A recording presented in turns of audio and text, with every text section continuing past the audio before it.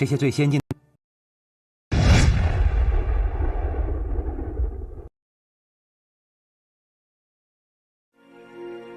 进的设备完全可以躲避共军的雷达。再说，我们这些飞行员在美国空军基地接受了严格的训练，他们有专门的反电子侦察手段。可是万一要被中共的雷达发现了，后果就不堪设想了。父亲，请放心，美军在训练期间多次派出战斗机，假扮共军的飞机对我们进行拦截，以此来训练我们的飞行员利用飞行技巧和电子设备来摆脱追击的技术，同时还对他们进行了野外求生训练。这份计划确实是很详细啊，连求生训练都有了。好，万一飞机要是坠毁了，他们不至于成了共军的俘虏，都可以撤回台湾了。是的，父亲，如果您批准这个计划，我马上就答复美国方面。我同意，但是一切还要小心啊。是，父亲。慢。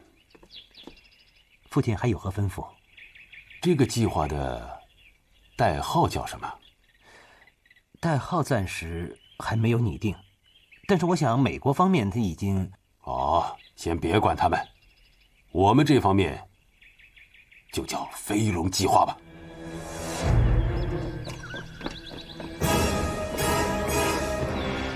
美国人想得真周到，背包里什么台湾货都有，就连香烟都是台湾制造的。那是，美国人对我们真贴心啊！哼，我看这是美国人耍的把戏，让我们去大西北，万一搞砸了，我们从天上掉下来都是台湾干的，跟美国人没什么关系。哎，不知道这次去大陆能不能活着回来。放心吧，美国人会给我们考虑周到的。各位，我们的飞机会在泰国的塔克里美军空军基地起飞，从云南进入大陆，目标是共党与罗布泊的核试验基地。都看清楚了，这2个箱子就是你们这一次的任务。坐下。报告，中国科学院设立，什么意思啊？这2只箱子里面，一只装的是地震仪，另外一只装的是空气分子分析仪。你们要把它们投到中共的核试验场上，这样中共的原子弹爆炸的时候，这2台设备就会测量出这次核武器爆炸后产生的地震大小和空气中的放射性物质。报告，我明白了，写上中国科学院设立，就是被共军发现了，也不会怀疑是我们空投的。对，这次行动很周密，绝不会留下任何蛛丝马迹。只要你们把这2只箱子投到目的地，他们就会把中共第1颗原子弹的各项重要参数给发回来，我们就可以据此来分析出此次中共核武器的威力，还有用于实战的能力。起立！总统为这次行动起了代号，叫飞龙计划。我希望你们飞龙在天，胜利完成任务。是。现在，我建议你们每个人给家人留一封信，把想说的都写清楚。上校，这不会是遗书吧？你们怎么想，就怎么写。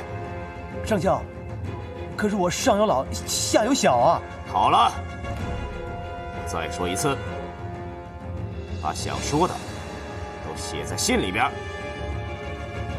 这次行动，你们的飞行服上不会有任何的标记，你们也不能携带任何个人的私人物品，把你们身上的物品，包括证件，都交出来。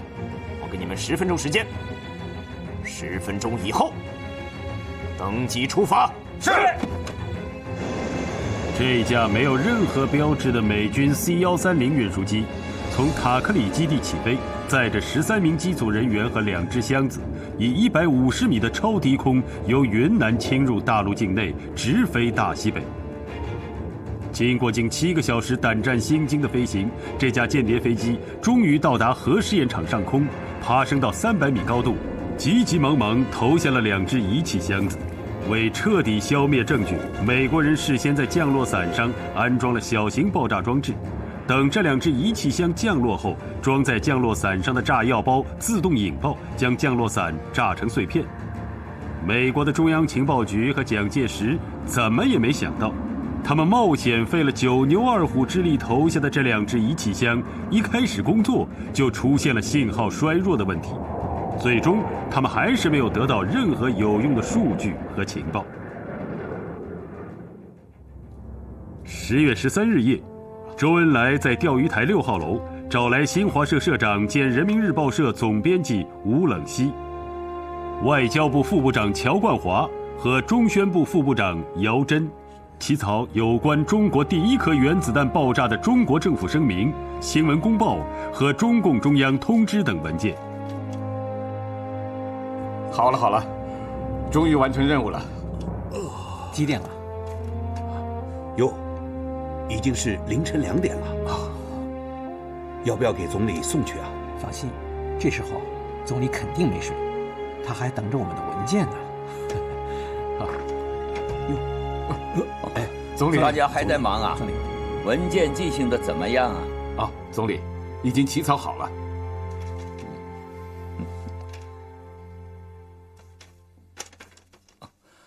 稿子大体还可以，个别字句我再斟酌一下，就可以送主席审定了。你们这些秀才不愧为快手啊！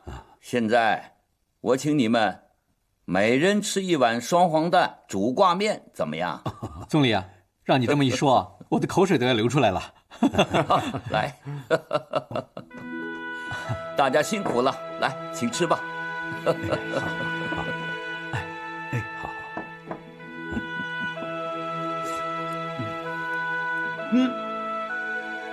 还真是双黄蛋呐！这可是我家乡淮安的特产，今天用它来慰劳你们，这可是有着象征意义的。哦，就是我们正在搞2弹嘛。吃双黄蛋，搞2弹，太有意思了。10月14日，周恩来代表中央军委和国务院向毛泽东、刘少奇、朱德、邓小平等中央领导汇报原子弹试爆准备就绪的有关情况。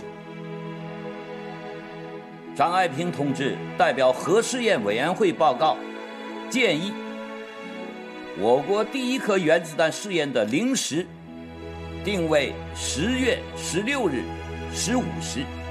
哦，就是后天嘛。我看很好。主席批准，我看时间就这么定了。关于原子弹，我以前说了不少，今天再说2句。我们即将有资格向全世界各国政府建议，召开各国首脑会议，讨论全面禁止和销毁核武器的问题。作为第1步各国首脑会议应当达成协议，即对有核武器的国家和很快拥有核武器的国家承担义务，保证不首先使用核武器，不对无核地区使用核武器，彼此也不使用核武器。毛泽东的这个讲话精神，2天后成为中国政府对待核武器的基本原则，并作为声明向全世界发布。中央会议结束的当天，以张爱萍为主任、2级部副部长刘希尧为副主任的中国首次核试验委员会召开会议，宣布了中央的命令。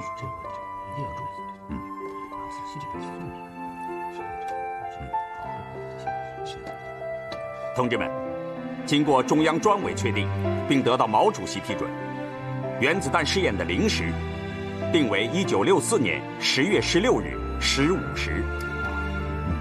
毛主席说，原子弹是用来吓人的，我说原子弹不是武器，可能永远都不会用到它。它是一种精神，一种中华民族自强不息的精神。失去这种精神，我们就只好去乞讨了。同志们，决定命运的时刻就要到了，现在进入倒计时，让我们用中华民族的一声巨响来震撼世界。好。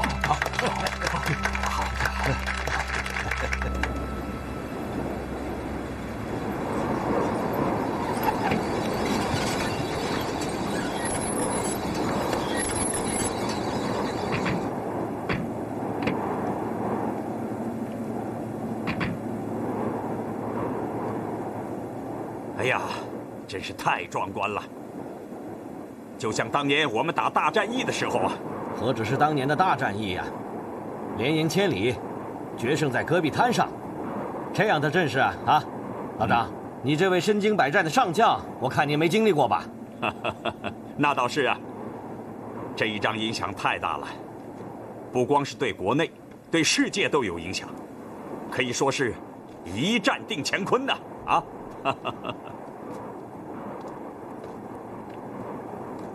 好气派啊！总指挥、副总指挥的牌子都挂上了。哎呀，我怎么觉得还不够气派呀？您的意思是觉得小了？是小了点。哎呀，老张，您到底要想多大呀？我想要这么大的字。总指挥，您好厉害！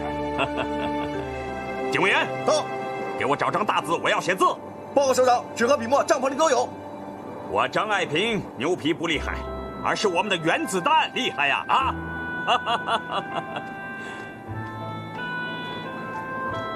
我们到副总指挥的帐篷里参观一下吧。好，走。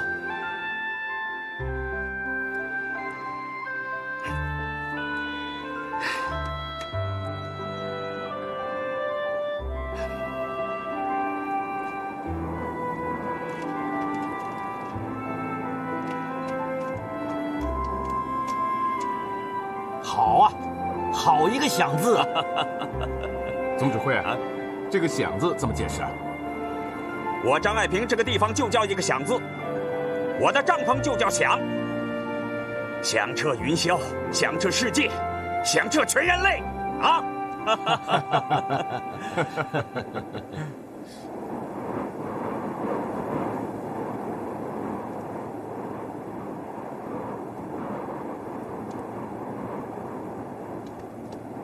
小邓啊，看什么呢？首长，我在检查钢缆，有问题吗？有，你看，断了一根钢丝。好，你看这儿在哪儿？这是怎么搞的？你来看看，有一根钢丝断了。没有啊。你拿放大镜看看。哦。首长，就一根细钢丝，应该没什么问题。应该没问题，还是保证没问题啊？啊？什么叫万无一失啊？你们应该像小邓同志这样拿放大镜去发现问题啊！像头发丝这样细小的问题啊，都不能放过，知道吗？是，首长，我们马上更换钢缆。啊，走，小邓啊，我们上去看看。哎，吊装原子弹的吊篮也用放大镜一点点仔细检查过，确保没有任何问题后，进入原子弹的吊装。我们去那儿看看吧。10月14日晚上7点，这颗代号为596的原子弹被送到102米高的铁塔顶部，进入塔上密封工作间。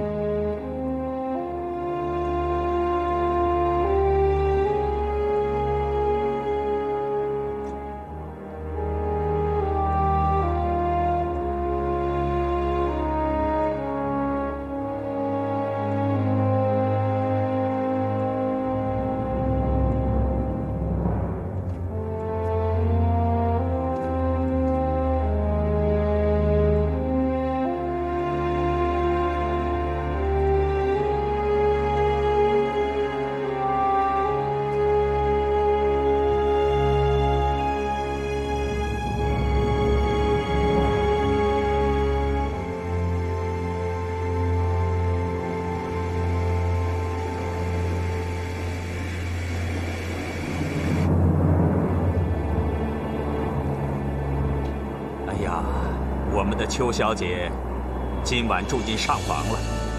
进了上房，还要插雷管呢。王老，插雷管的密语是梳辫子。哦，对，梳辫子。不过这个辫子不好梳啊，是整个安装工程中最危险的了。啊，这个最危险的工作，我们留在最后关头吧。临时在1分1秒的接近，现在每分每秒我都觉得度日如年呢。哎呀，各位大科学家呀，你们别搞得这么紧张嘛！啊，这样吧，我明天安排大家呀去一趟楼兰古城。总指挥，都什么时候了还去看古城啊？是啊，总指挥，大家现在都很紧张，是不是应该成功了再去看？哎，不是成功了再看，而是看完了再成功。总指挥，我明白了，您这是在做战前休整。看来你对咱们爆炸原子弹有100%的信心啊！总指挥，您真有大将风度啊！这就叫美林大战有静气呀！好，那我们都支持。游览历史遗迹，放松一下心情，发思古之幽情，对大家的脑子也是个休息嘛。当然了，楼兰古城也是古战场。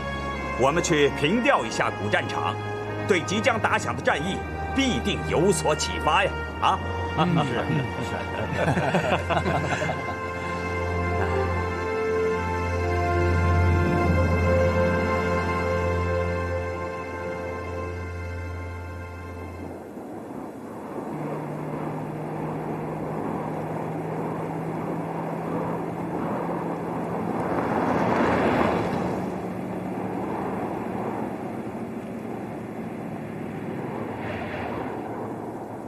好，怎么样？这儿挺美的吧？哎，既然我们到了楼兰古城，同志们，我们拍张照片吧。好，来，好。爱平同志又开始拍照了。总指挥啊，真像个随军记者啊！我年轻的时候啊，就想当一名随军摄影记者，但是当时战斗惨烈，所以没有这个机会呀。今天你可以一展身手了。来，大家靠拢一点。好。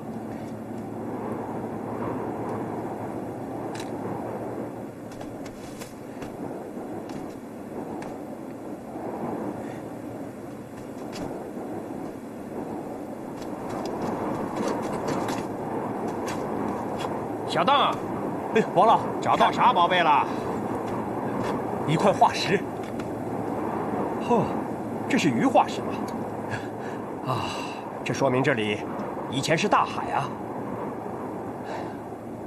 沧海桑田呐。所以说，在大自然的巨变面前，人的生命又算得了什么？是啊。和我们正从事的事业和大自然相比，一个人是多么渺小啊！可有时候啊，人又是伟大的，特别是他参与到伟大事业当中的时候，让我感到很自豪。我今年57岁了，可是啊，我不服老。等原子弹爆炸之后，我们还有氢弹呢。王老，您真是老当益壮。有使不完的劲儿啊！小邓啊，这个氢弹可比原子弹复杂多了。你还年轻，我们可以一路干下去。我们还有很多事情要做。光是原子弹的爆炸方式，塔爆之后还有空爆，还有跟导弹结合，还有地下核试验，够我们干上一辈子的了。是啊，毛主席说过，10000年太久，只争朝夕呀。豪迈呀！好卖啊！老李，过来，来，来到这楼兰古城，本该发点思古之幽情，你们却是10000年太久，只争朝夕。哎，这句诗用在这儿贴切呀！哎，李局啊，索性今天咱们来个登高陵园怎么样？你看，那个楼兰古城堡，敢不敢上？王老，你都敢上，我有什么不敢上的？好，欲穷千里目，更上一层楼。好，咱们走。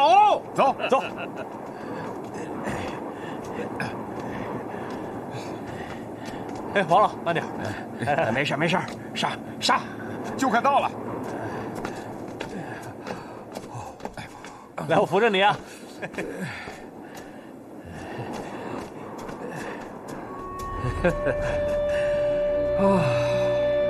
看看，太美了，太美了！大漠孤烟直，长河落日圆，说的就是这样的景色吧？那是大自然的景色。等到明天0时，一个人造的太阳就要从我们手中升起，到那个时候，景色一定比现在还要壮观。是啊，先是一片奇异的闪光，比太阳还要亮，紧接着比雷声大得多的响声翻滚而来呀！响声过后，一股挡不住的烟柱笔直的升起，这就是我们中华民族创造的瑰丽景象。大漠孤烟直，长河落日圆。这古诗中所描写的意境，让我们用智慧和双手创造出来了。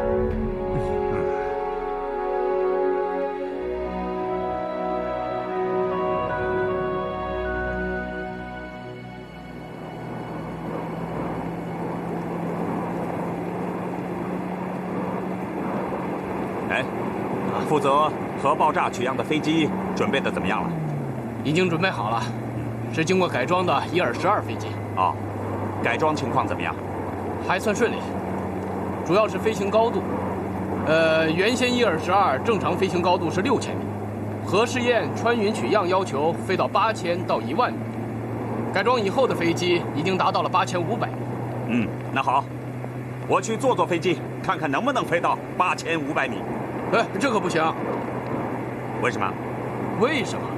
您是副总参谋长，又是核试验委员会的主任，这要是有什么意外，我可担当不起啊！我不上去怎么知道你把飞机改装成什么样啊？能不能达到那个高度啊？总指挥，那不是我不让您上去，您要亲自上飞机检查，必须得经过军委批准。那还不简单吗？你不上报不就行了吗？我可不敢。要不我们掉头回去，我去请示。你要请示你回去，我反正在飞机那儿等你。总指挥，您这不是将我的军吗？司机，掉头，我回去请示。是，不许掉头，继续前进，这是命令。是。总指挥，윤千成同志，你要报告啊，就到飞机场去报告啊。报告了，怎么样？军委同意了，说是要好好检查飞机，保证安全。好，是。飞行员同志，咱们走。是，首长。等一下，飞机检查过了吗？您放心吧，都已经检查好几遍了。我说你紧张什么嘛？今天我是领航员啊！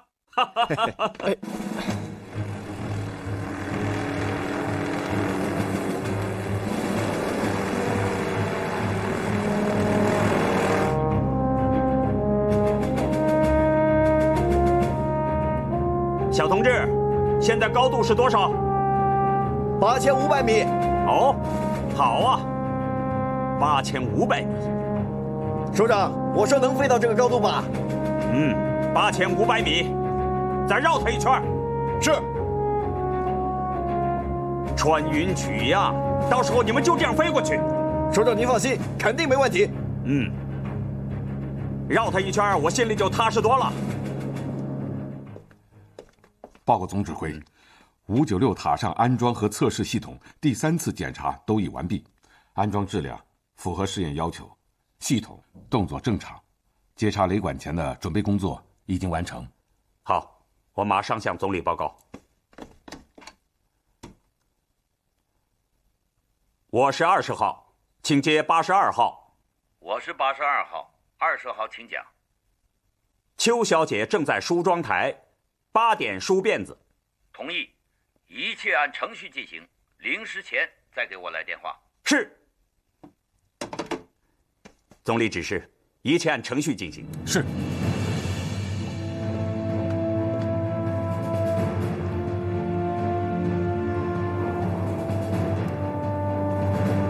一切都准备好了吗？安装引爆装置小分队准备完毕，整装待发。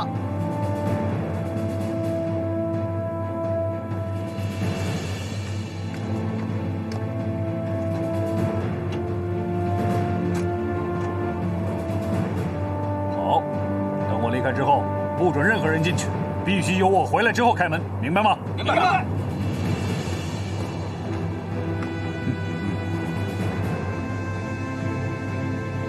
现在是8点整，出发。是。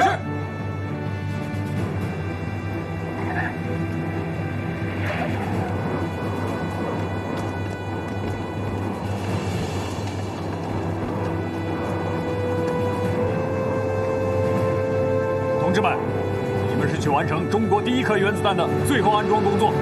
我要求你们一定要沉着、冷静、仔细、认真地完成自己的工作。是。保证完成任务。你们已经看到，控制站实行了严格的警卫，机房和操作台的钥匙都在我的手里。我陪你们上塔，你们放心工作。我也陪你们去。我也去。我也去。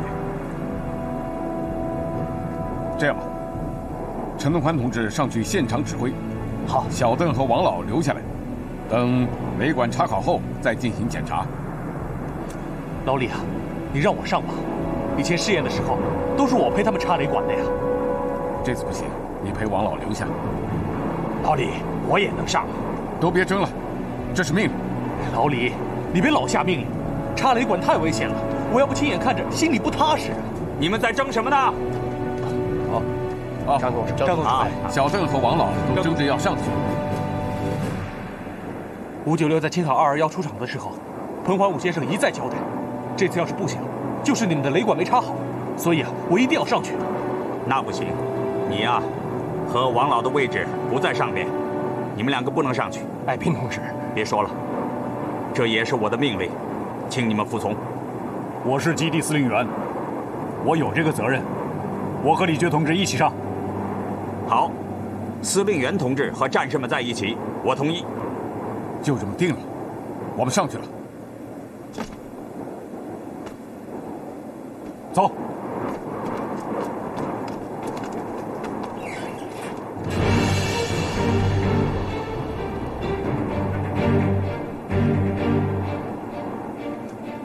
都别紧张，就像平常一样。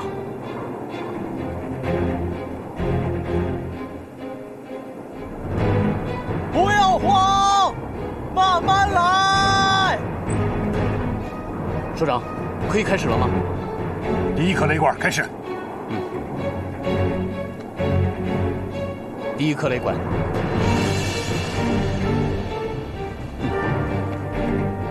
小心啊！插到底了吗？是，插到底了。好，一定要插到底，否则很可能破坏内聚球面波的对称，这样问题就严重了。老陈，再仔细检查一下。好的。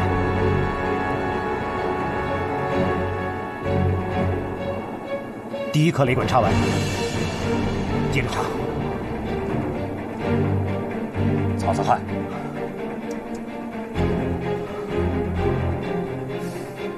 第2颗雷管开始。插雷管是最危险的工作，稍有不慎引发爆炸，后果不堪设想。第1颗原子弹的雷管共有36组，这个工作持续了将近4个小时。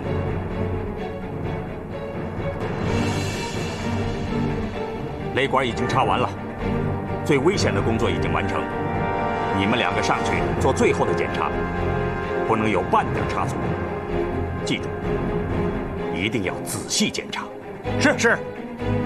走。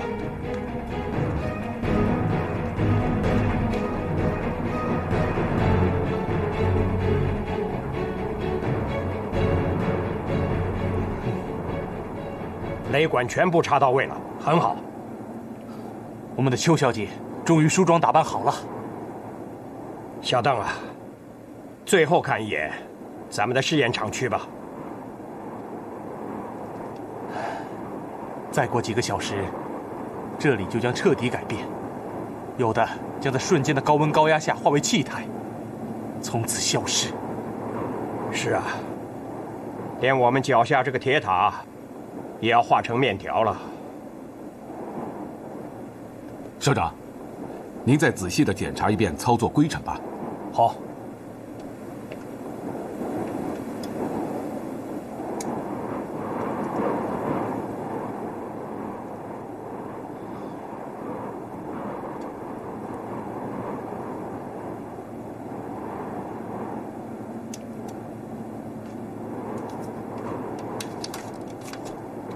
完全合格，就这样操作下去。好，我再看看。老李啊，你先下去吧，我来核电闸。嗨，我还是等您嘛。等我？行啊，要死一块死。咱当兵的就是这个劲儿。你说当兵的谁怕死啊？啊？到这时候你还玩幽默？来吧。大功告成，走吧。哎，等等啊！老李，你干什么？把主席的像带回去吧，要不这可是政治事故啊！还是啊，老李你细心呐。好啊。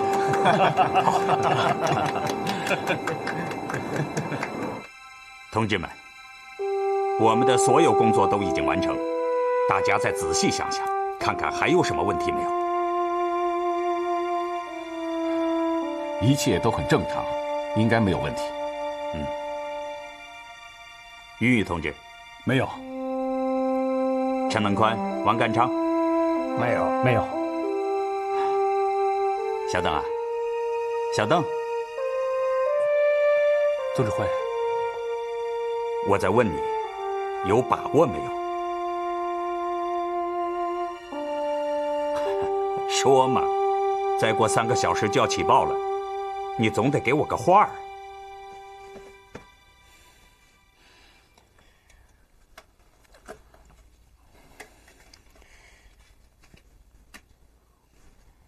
小邓，邓稼先同志，我能想到的问题，都已经想到了。你可真是金口难开呀！好，有你这句话也成。我们大家再仔细研究一下啊！好。现在你考虑实验的结果会怎么样？我觉得有3种可能。第一种是干脆利落，第2种是拖泥带水，第3种是完全失败。我觉得第1种可能性最大。还是要确保万无一失啊。好的。时间上不会有改变吧？临时定在今天下午3点。就这么定了。好。对了，我以前说过，知道的人越少越好。现在是时候了，你回去告诉3强他们吧。好，我知道了。总理。哦，还有事吗，刘杰同志？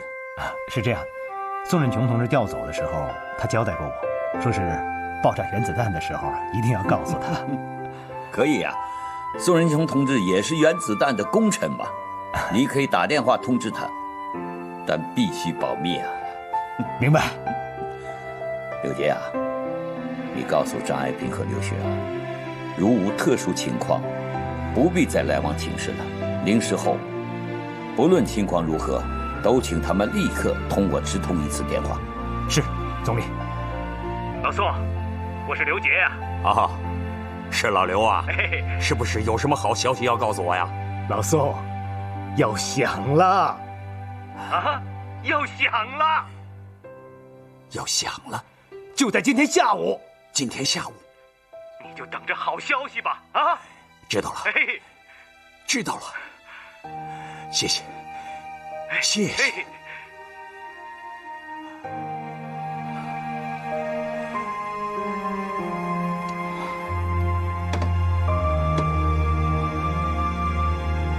要响了。今天下午，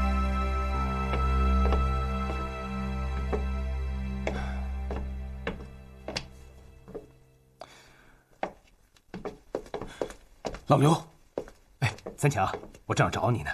我们的大炮仗要放了，已经定了，就在今天下午。今天下午3点钟，快了。还有个把小时就要到爆炸时间了。快了！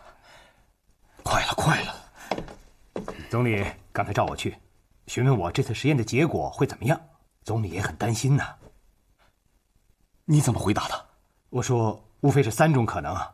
总理指示要确保万无一失啊。看来我们这个大炮仗是肯定会响的，但是也不能排除出现万一的可能。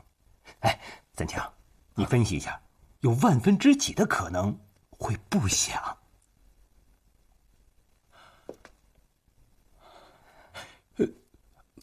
会响的，一定会响的，老刘会成功的，我们一定会成功的。好，太好了。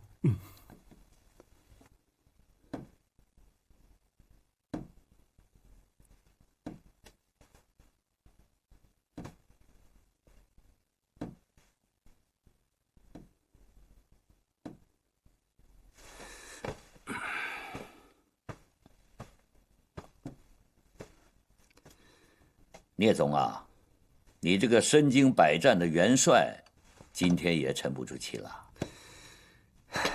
总理啊，我好像又回到10几年前的战争年代，决定命运的大战役前夕呀。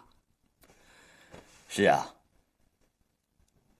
那时候我们在西柏坡的农舍里，守着电台，等待着平津战役的军情进展，也是这样的情景啊。是啊，一战定江山，这一战同样决定命运，决定国际战略格局的发展。一声东方巨响，将改变世界风云呐！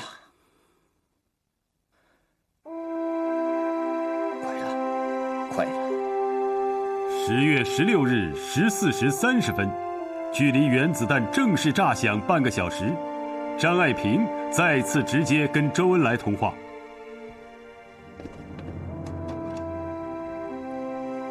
我是20号，向82号报告，已经完成试验前各项工作，一切正常。血压的情况怎么样？血压的情况比预计要好，请指示。中央批准，临时定在15时，预祝你们成功。是。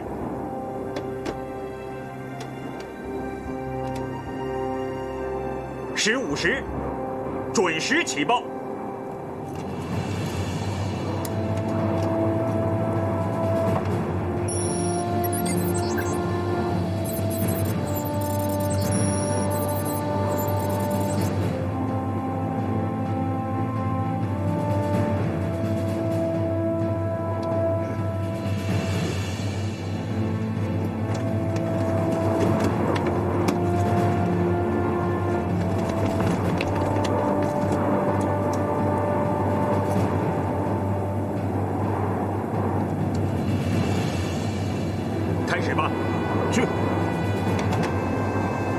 启动电钮。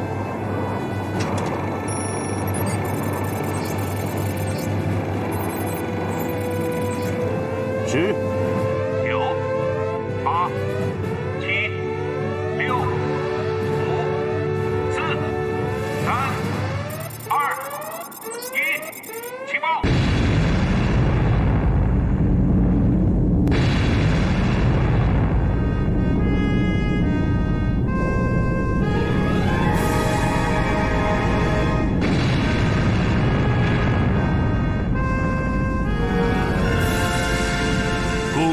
！1964年10月16日15时，中国第1颗原子弹爆发出惊天动地的巨响，顿时金光喷发，火球凌空，蘑菇云腾空而起。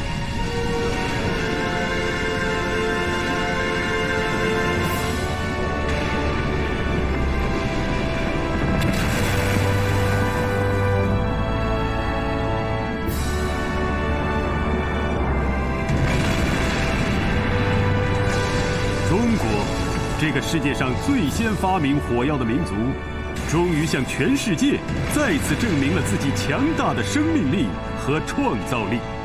你们能不能肯定，这是核爆炸，而不是化学爆炸。对，让他们再确认一下。万无一失，一定要万无一失啊！你们再观察研究一下，确定是核爆炸之后，马上把情况报告给我。爆炸的当量约是2万吨 TNT 炸药爆炸的水平，普通炸药不可能有这样的威力。第二，爆心处核污染严重，普通炸药是不可能产生核污染的，肯定是核爆炸。好，我马上报告总理。总理呀，我们可以肯定是核爆炸，不是化学爆炸。爆炸当量大约为2万吨 TNT。好，我代表党中央、国务院、中央军委，向全体参加此次试验的科技人员和解放军指战员、工人同志们表示热烈的祝贺和衷心的感谢。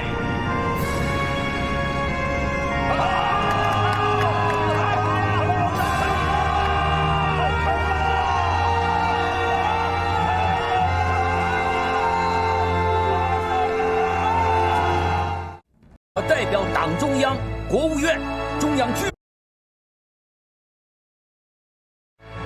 我代表党中央、国务院、中央军委，向全体参加此次试验的科技人员和解放军指战员、工人同志们表示热烈的祝贺和衷心的感谢。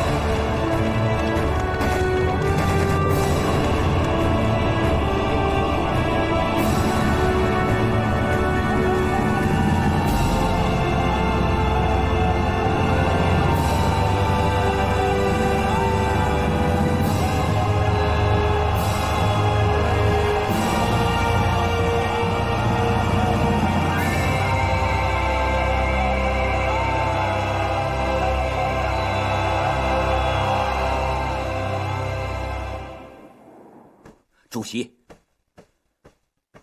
我们的原子弹实验成功了。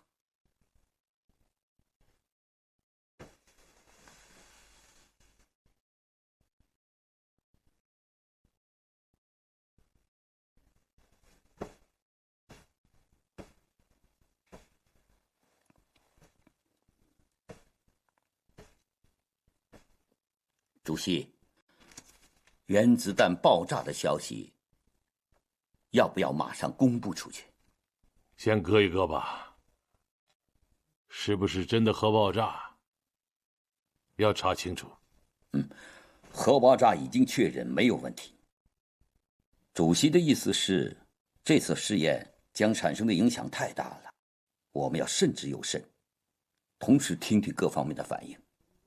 就是喽，中国爆炸了原子弹，这个地震波可以绕地球转好几圈啊！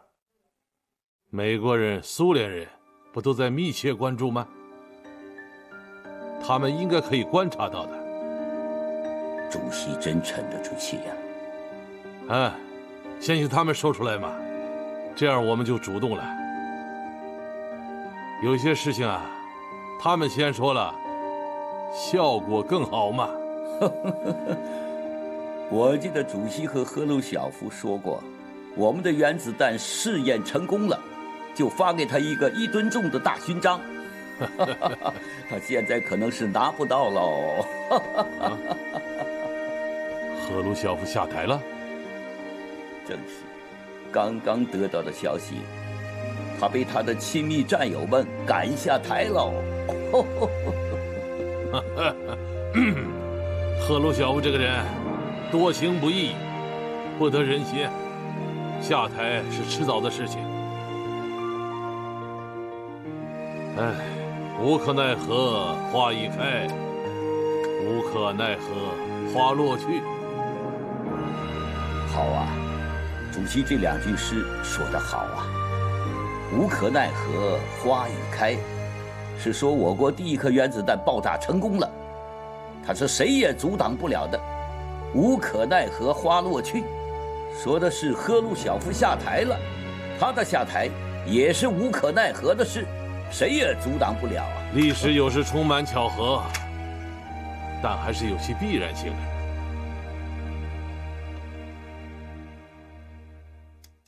具有讽刺意味的是，就在中国第1颗原子弹爆炸成功的当天，嘲笑中国20年也造不出原子弹的赫鲁晓夫灰溜溜地下台了。果然，中国第1颗原子弹相当于2万吨 TNT 炸药威力的核爆炸产生的地震波，绕地球转了好几圈，以致远在万里之外的国际权威机构瑞典乌普萨拉大学观测台也测到了它的存在。西方媒体马上进行了报道。美国的卫星也侦察到中国西部地区爆炸了1颗2万吨级的原子弹。与此同时，美国设在世界各地的13个情报观察站中，有11个捕捉到了中国核爆炸所释放的电磁脉冲信号。中共的原子弹爆炸了，台湾也地震了吗？我事先已从美国获此情报，并不感到意外，但也并未忽视此一事件对亚洲的政治及心理上所带来的不良影响。是，总统，我们现在人心惶惶。有人说，中共只要丢3颗原子弹到台湾，台湾就完了。中共这一次只是进行了核试验，他们的原子弹要用于实战，还不知道要等到何年何月，因此恳请各位不必多虑。总统，可记者们都等在外边，还有一帮外国记者，他们希望听到总统。你去和他们说，中共爆炸原子弹并不影响我们光复大陆的政策。还有，更要和美国人强调一下，国际间如欲避免中共核威胁，必须有赖于我们的反攻大陆。是，总统。今天，我特意带着指挥刀，身着戎装，就是想和你们再说一次我的决心和我的底线。我们只有战才是生路，不战，只有死路一条。我们与其在共产党原子弹的轰炸下而死，不如去和他们战斗而死。是，总统的决心，也是我等的决心。是，对，也是我等的决心。当天晚上，毛泽东、周恩来在人民大会堂排练厅接见参加排练大型歌舞史诗《东方红》的演员们。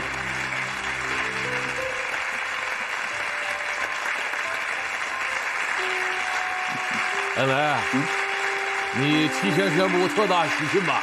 好啊。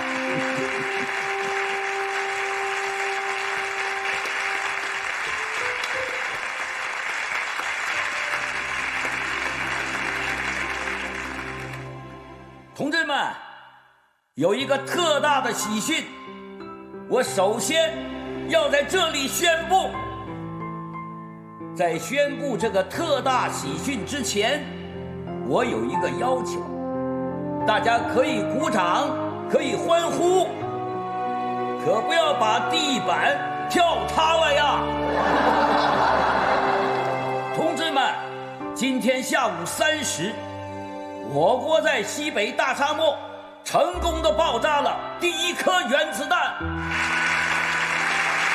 各大国对我国实行的核垄断、核讹诈从此结束了。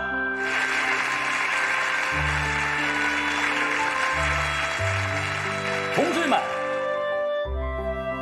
我们自己能不能攀登科学技术的高峰？这不仅在国外，而且在国内都有人怀疑的。随着我国第1颗原子弹的成功爆炸，现在是该清扫一切自卑感的时候了。共产党万岁！共产党万岁！中华人民共和国万岁！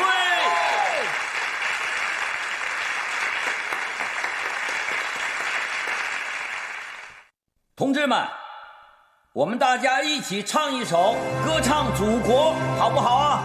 好。迎风飘扬，圣歌声多响亮，歌颂我们亲爱祖国，走向安康的家。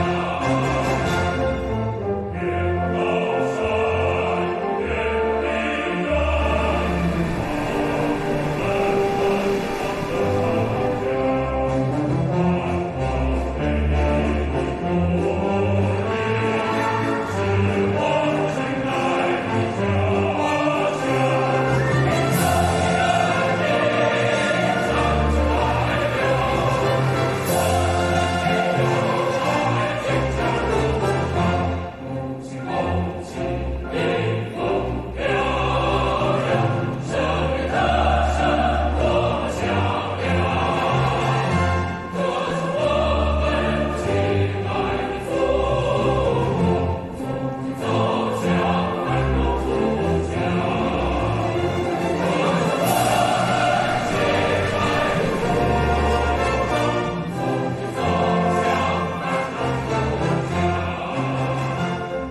当晚22时，中央人民广播电台向全世界公布了这一消息。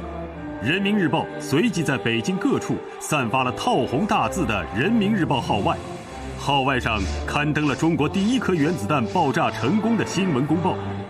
公报说，中国政府一贯主张全面禁止和彻底销毁核武器，中国进行核试验、发展核武器是被迫而为的。中国掌握核武器完全是为了防御，为了保卫中国人民免受核威胁。中国政府郑重宣布，在任何时候、任何情况下，中国都不会首先使用核武器。这一夜是全中国人民的狂欢节，到处是沸腾的人潮，到处是欢呼的海洋。世界各国数以千计的通讯社、电台、报纸，将中国爆炸第1颗原子弹的特大新闻传遍每个角落，惊呼中国诞生了原子巨人。海外华人更是激动万分。美籍华人作家赵浩生这样写道：在海外中国人的眼里，那军状爆炸云是中华民族精神的花朵。那从报纸、广播中传出的新闻，是用彩笔写在万里云天的万金家书。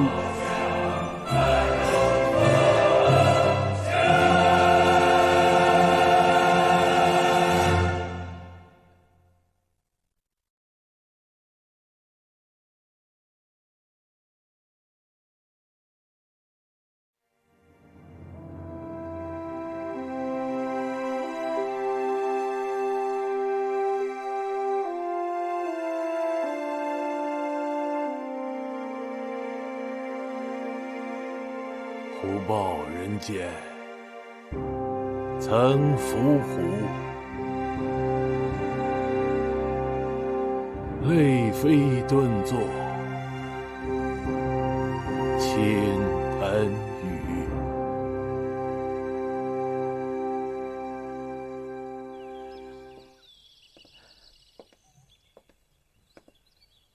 父亲，现在天气有点凉了，您还是早点回去休息吧。你是不是觉得父亲老了，经不起这样的打击了？不，父亲，我不是这个意思。越是这样的时候，我们越不能乱了自己的方寸了。对外，还是要加强宣传，中共的原子弹没有什么可怕的。连他毛泽东自己都说过，原子弹是纸老虎。原子弹阻挡不了我们反攻大陆的决心。是，父亲。当然了，对中共这颗原子弹的实际威力，还有用于实战的能力和可能性，我们自己要做到心中有数。父亲，我正要向您汇报呢。刚才我跟美国的情报机构进行了紧急磋商，认为我们现在的当务之急是要掌握中共这颗原子弹爆炸的第一手资料。我们不是和美国人一起实施了飞龙计划吗？那投下去的那2项仪器呢？那2项仪器基本上都报废了，也没有发挥什么有用的数据。怎么，是被中共截获了？那倒是没有，可能是仪器本身出了问题，再加上卢布泊地区气候恶劣，可能也会影响这些仪器的正常工作。可惜呀！你说花了这么多的精力、人力和物力，到最后是血本无归，真是遗憾。确实是很遗憾，所以我们准备另外想办法。你拿出什么办法来了吗？美国人的意思，准备派出谍报人员潜入到中国的西部地区。这个好，人员我们可以派遣。美国人不是有 C-130大力神飞机吗？派几个间谍小组到西部的上空空投下去。父亲，这个恐怕行不通啊。为什么？因为大陆现在是全民皆兵，过去我们派往东南沿海的特工人员基本上是有去无回，更不要说那些派往中共核基地的人员了。那你刚才说派谍报人员去西部是什么意思？是这样的，父亲，中共现在对于从台湾和美国去的人员基本上都是严加防范，但是对于欧洲方面的专家和技术人员还是比较友好的。因此我们准备利用这一点。这就叫明修栈道，暗度陈仓。这个计划好，我同意。那我这就去准备。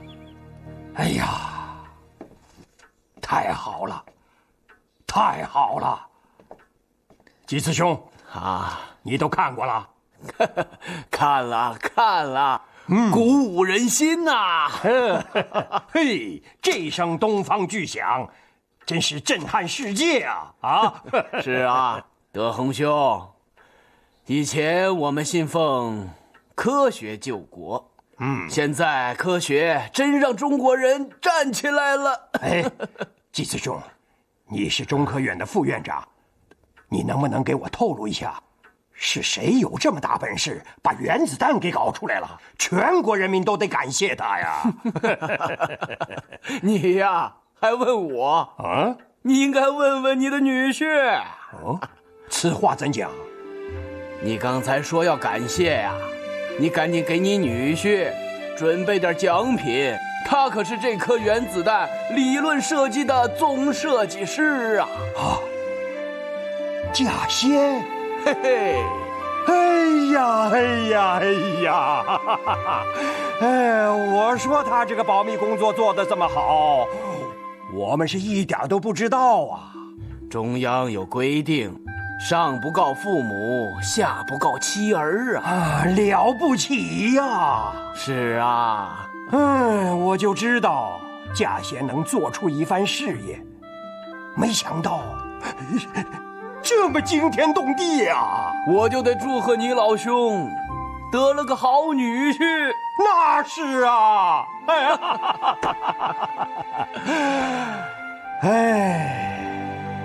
有序如此，夫妇何憾呢？说得好！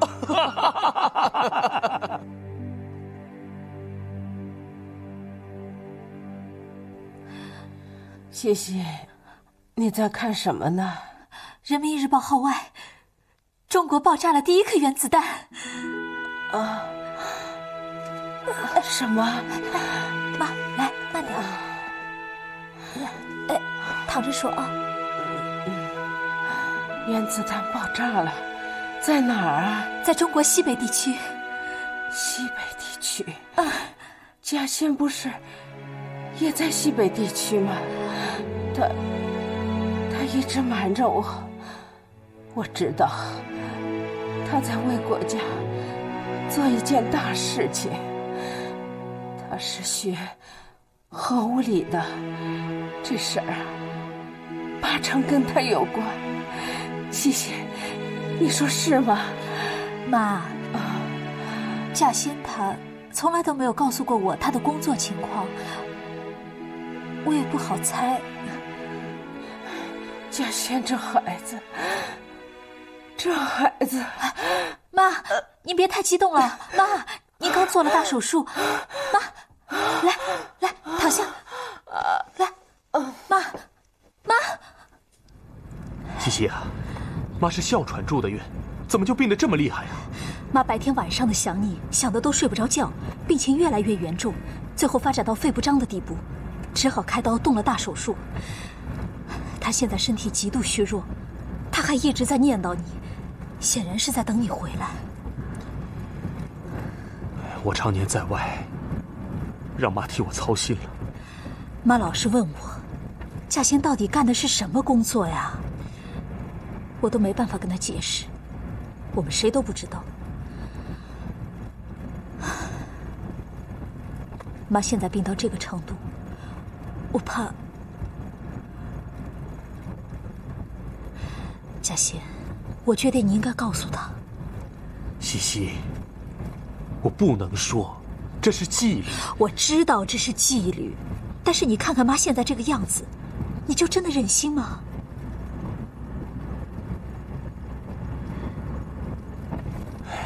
西西啊，我告诉你一件事情。总理曾经说过，邓颖超邓大姐是中央委员，可她跟这件事没有关系，所以总理连她都不说。邓大姐到现在也不知道。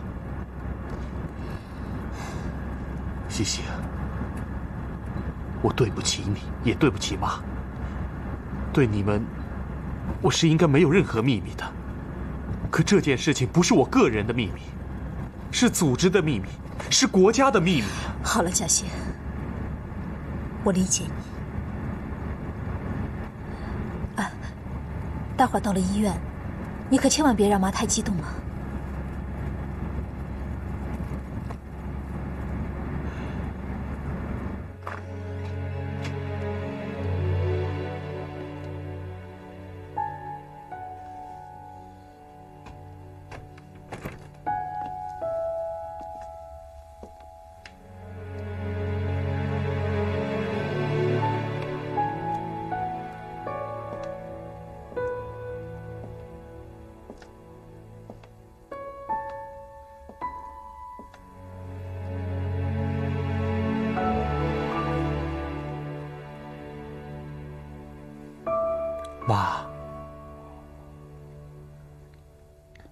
妈，我回来了，妈，您睁开眼看看我呀。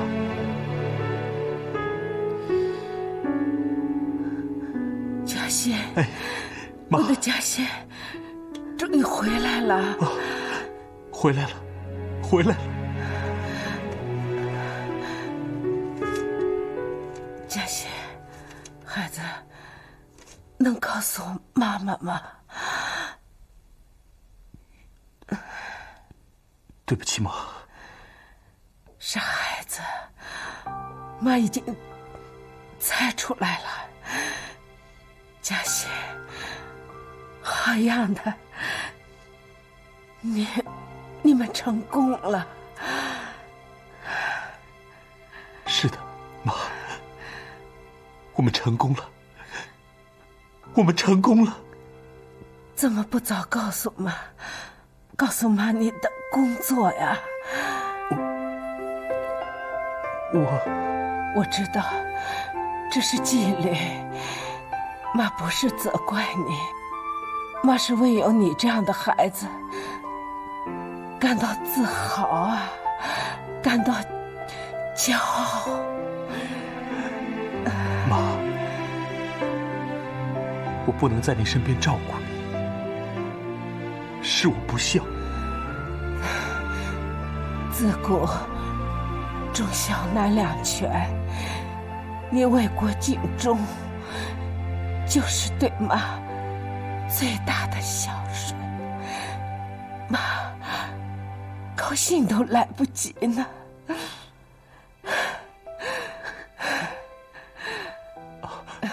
妈，您身体还很虚弱，少说话啊！来，别说话。妈，您休息，您先休息。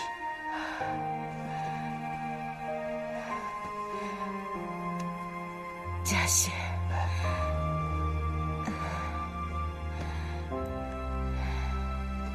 妈，您睡吧啊。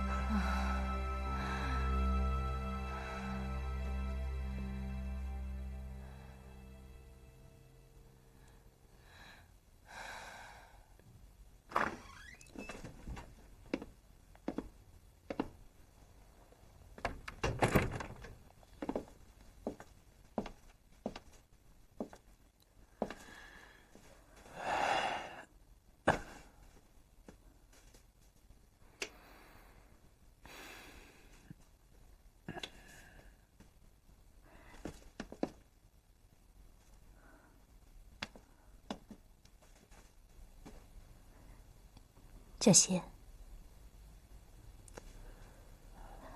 妈怎么样了？妈睡着了。妈都跟你说了什么？她说，她想我了。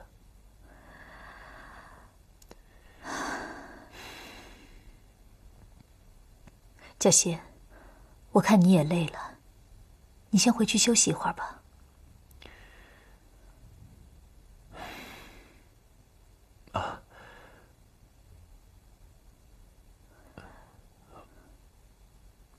我再去看妈一眼。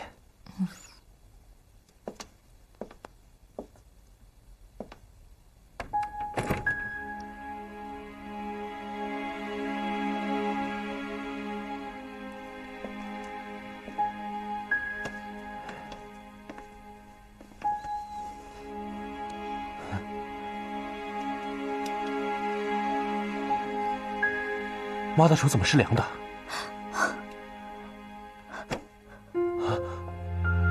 不好，大夫，大夫！妈，妈，你别笑我，妈，妈，你醒醒，妈，你醒醒，妈，妈，你醒醒，妈。邓稼先母亲安详地闭上了眼睛。仿佛这最后一刻的弥留，就是为了等待儿子的到来，并把微笑和自豪留给心爱的儿子。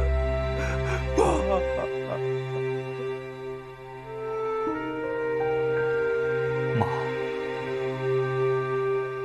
您生我养我，我却无以为报，是我不孝。嘉先，忠孝自古难两全。你为国尽忠，就是最大的孝顺。妈，我又要出门了，家里只剩下爸爸一个人，我不能照顾他。你去吧，干你的事业去吧。你妈她在天之灵，会安心的。爸，立言、立德、立功，你现在都做到了。也许你永远是无名英雄，但我为你骄傲。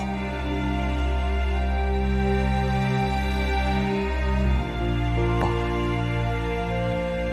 这是我在楼兰捡到的化石。化石？世界上没有不朽的东西，总有一天，连核武器也会消失的。我要走了。你成熟了，你比爸爸想得远呐。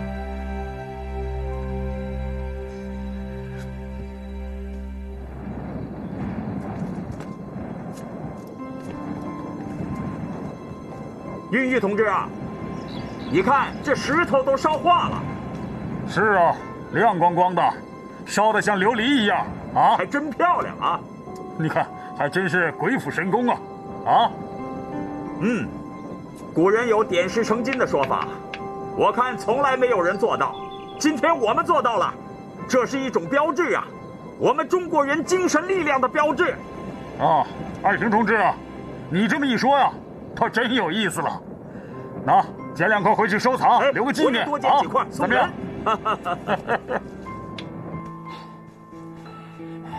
报告，什么事？总理来电话，请首长马上回北京，主席要见您。哦，主席要见我。感谢你啊，爱萍同志，又打了一个大胜仗。主席，坐，那是我运气好。主席啊，爱萍同志可是个福将啊！从他第一次现场指挥导弹试验开始，每一次指挥都获得成功啊！我听说啊，试验基地的同志们在试验之前都要问一问，说张总指挥来了没有？他来了，准行。主席，那是我命硬，撑得住。我们共产党人是不信命的。爱萍同志，我看这里面还是有什么奥妙的吧？主席，其实也没什么窍门，就是2条，一是下去，二是过隙。这2条好啊，我们共产党人不来虚的。石渠同志，我祝贺你们，你们立了功，他们出了名。主席，其实爱萍同志他们也立了大功啊。那是，你们做窝建成2弹基地，他们下弹，成功的爆炸原子弹，都立了大功啊！是啊，主席，我送你一样东西。哦，爱萍啊，这是什么宝贝啊？这是原子弹爆炸爆心的石头，经过高温高压，变得就像玻璃一样。你们创造的奇迹，把石头都改变了啊！主席，留作纪念吧。我是不收礼物的，但这个礼物我收下，因为这个礼物好啊，是我们中国人说话算数的证明啊！齐青同志，我今天找你来是有很重要的任务交给你啊。我知道，所以每次到总理这儿来，我都做好了接受任务的准备啊。我们爆炸了第1颗原子弹，国外的敌对势力蠢蠢欲动啊，加紧了对我国核武器的监测活动。从现在的种种迹象看，他们有可能派间谍潜入到我们的核武器基地、试验场等地，窃取我们的核机密。是啊，总理，根据我们的判断，台湾的蒋介石也在积极活动，而且有可能跟国外的敌特勾结。齐青同志啊，斗争的形势很复杂，我们要做好充分准备，做好反间谍工作，粉碎敌特的阴谋。是，总理。我们已经对全国海关进行了严密的部署，尤其是广州等地的海关，我们也做了调整，对可疑物品进行严格检查。好啊，有备无患。你们一定要把工作做细，严防死守。当然了，也要注意政策，涉外工作无小事啊。是，总理。对外国友人，我们自然是以礼相待，如果是间谍，那我们就不客气了。齐青同志啊，还是老脾气啊。对呀，总理，请。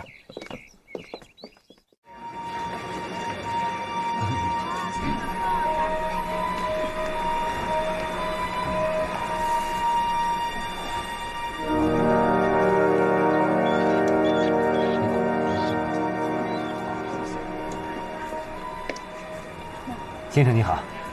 您好，这是我的护照和机票。哦，瓦特先生，你要去香港是吗？是，我要到香港去接我的太太。啊，瓦特先生，请您稍等，我可以检查一下您的行李箱吗？哦，可以，应该的。谢谢，这边请。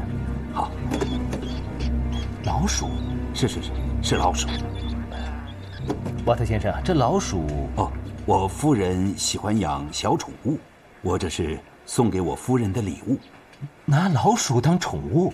啊，对啊，请原谅，这没什么特别的，这主要是个人爱好。我是想，我是说，这没什么大惊小怪的。啊，瓦特先生，根据我们的规定，动植物是不能随便带出境的。哦 ，no， 我们要做防疫检查，这是国际惯例，请瓦特先生理解。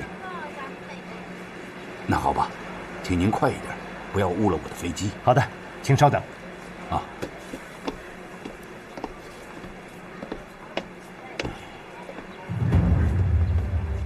喂，啊，我是张维奇啊。老张同志，我是小林。哦，你是广州海关的小林啊？啊，你好，有什么事吗？我这里发现了一个外国人带了2只老鼠要出境。什么？2只老鼠？这太奇怪了。这里面会不会有什么名堂啊？我也觉得可疑。我已向海关领导和外贸部做了汇报。你不是负责外贸这条线的吗？我想应该跟你通报一下这里的情况。那你对这个外国人的工作单位了解吗？他是西北地区一家工厂的专家。西北地区？那他最近去过一些什么地方？你调查过吗？这个不清楚。哎，老张同志，你说应该怎么办？那这样吧，你先把这2只老鼠送到广州卫生检疫局检测，查明这2只老鼠的来源。这个没问题。可是，这个外国人急着赶飞机去香港接他的夫人，我们该怎么办？哦，这么说他还会回来是吗？是的，我听他说了，接了他夫人，他们准备一起回来。那这样吧，你先去找大小差不多的2只老鼠，先交给他，允许他出境。好的，我马上去办。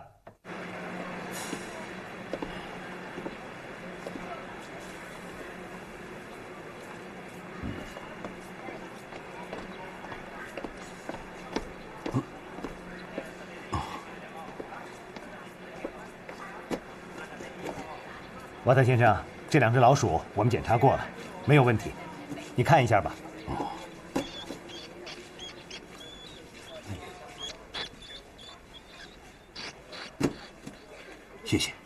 谢谢，我可以走了吧？可以。好。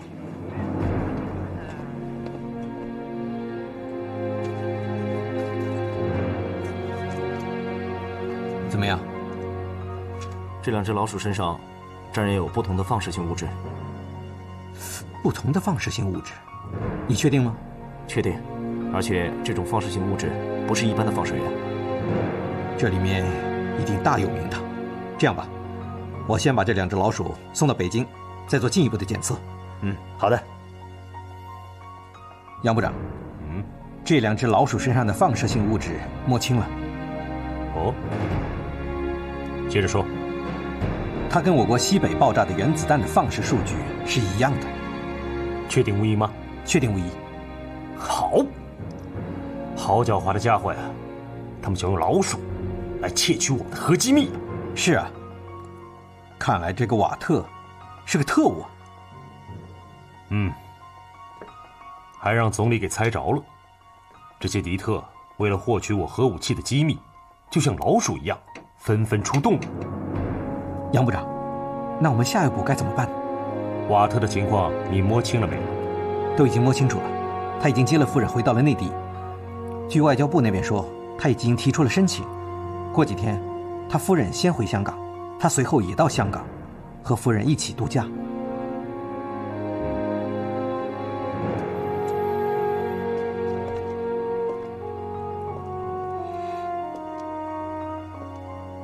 不行，绝不能让他就这样离开。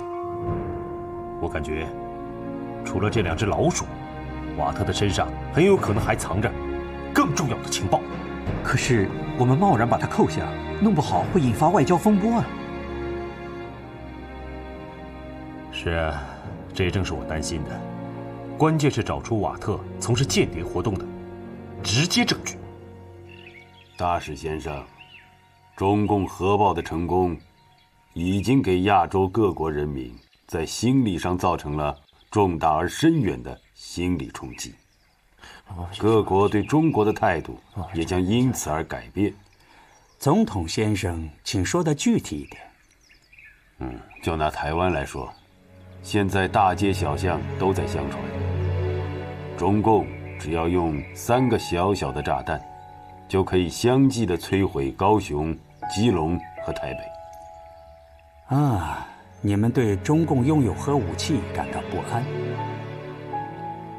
为了确保中华民国的安全起见，我希望美国政府要重新审视对中共的政策，并联合制定有效的解决办法。希望贵国政府能实施一个由高级官员组成的工作组，来台湾共同协商解决。那好，你们的建议，我向白宫汇报一下。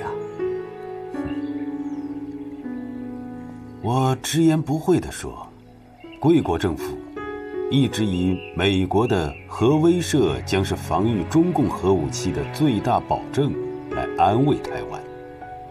其实呢，这是美国朋友让我们坐以待毙。总统先生何以得出这样的结论？中共的目标是针对我和台湾。如果台湾要是被消灭了，整个亚洲将面临着严重的威胁。如果台湾要是被消灭了，整个亚洲将面临着如果台湾要是被消灭了，整个亚洲将面临着严重的威胁。最行之有效的办法，就是美国要重新制定对中共的遏制战略，并帮助台湾去反攻大陆。好，总统的意见我一定转告，请总统放心吧。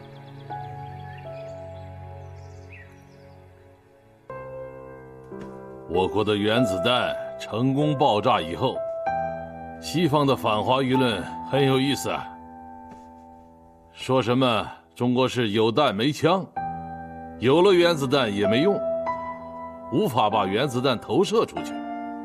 可是他们没有料到，我们早在原子弹爆炸前3个月，已经成功试射了我们自行研制的中近程导弹东风2号。我看下一步的工作是怎么把原子弹和导弹结合起来，也就是2弹结合。有了这个结合，原子弹就插上翅膀了。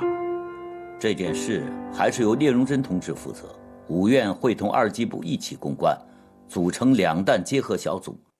具体工作让钱学森来抓。好啊，就这么定了。这个工作一定要抓紧。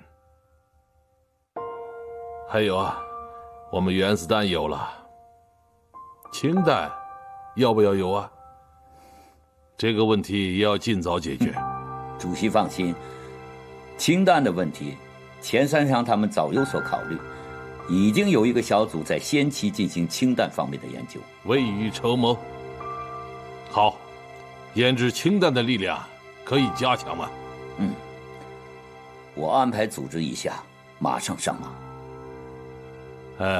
有了氢弹，威力就更大喽。我们中国人说话不光算数，还要有更大的分量。596成功了，下一步你们有什么打算？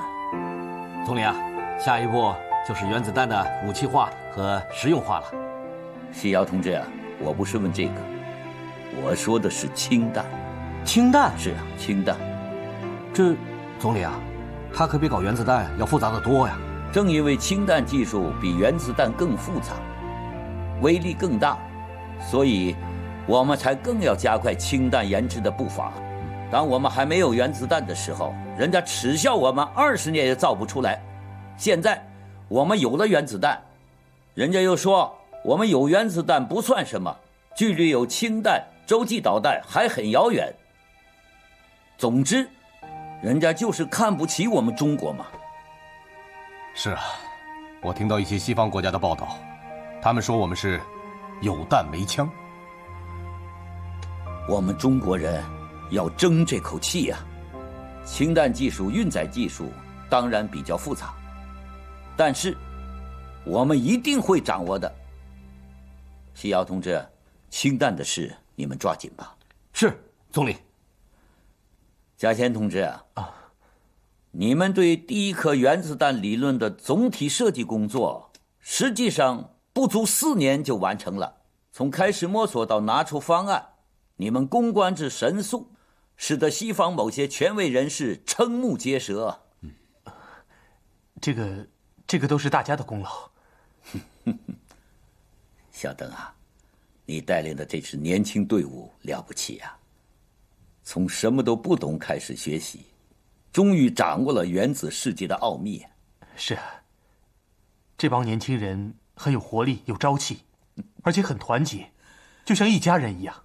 你这个娃娃头很懂得人和啊，人和是一宝嘛，人和干起事来就顺利，人和搞科研就可以群策群力，取得胜利。倘若不搞人和，人与人之间搞摩擦，就会破坏生产力。所以，我们没有理由不搞团结，不搞人和。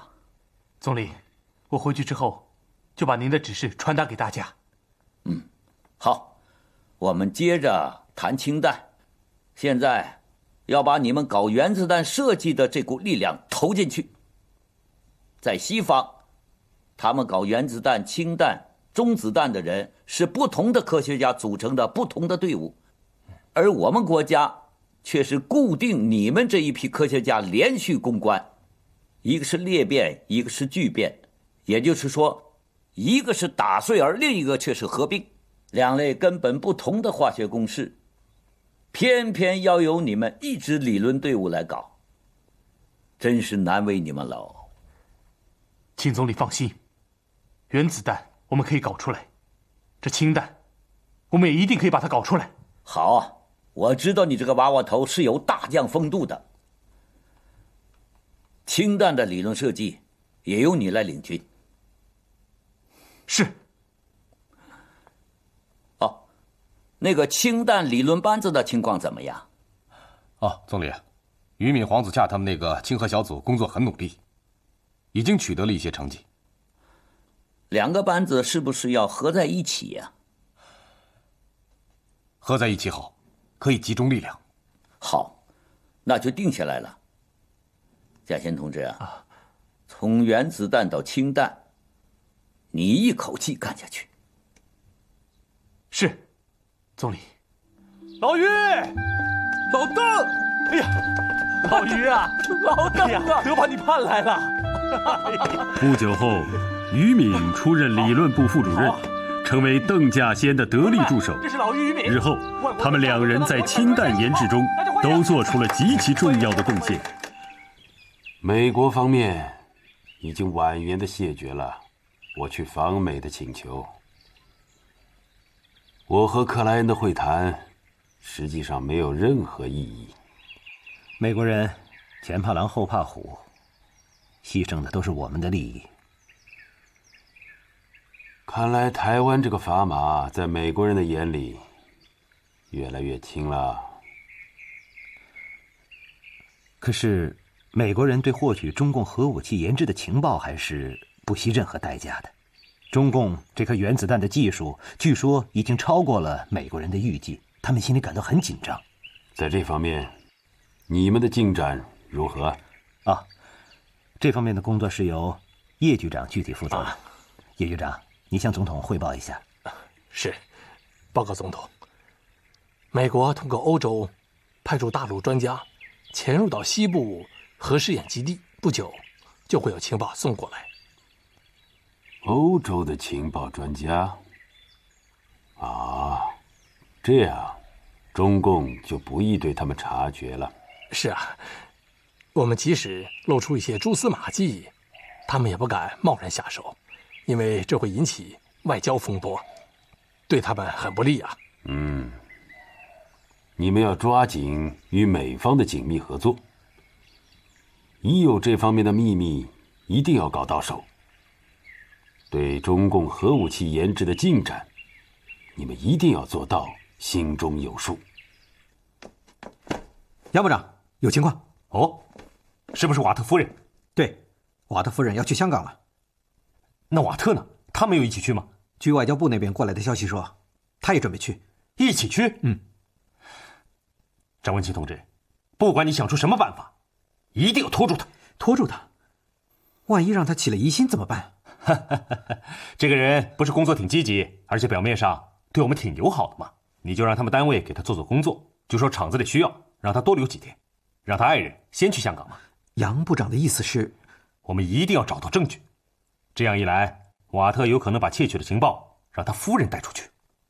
哦，我明白了。如果他将情报由夫人带出去的话，那我们就在机场张网，逮他个正着。可是你只说对了一半呢。我认为暂时别惊动瓦特，他身后可能还有人。等时机成熟以后，我们再来一个一网打尽。好，瓦特那边，我会先去和他们单位领导谈谈，务必要稳住瓦特，千万别打草惊蛇。好，那你现在就去办。是。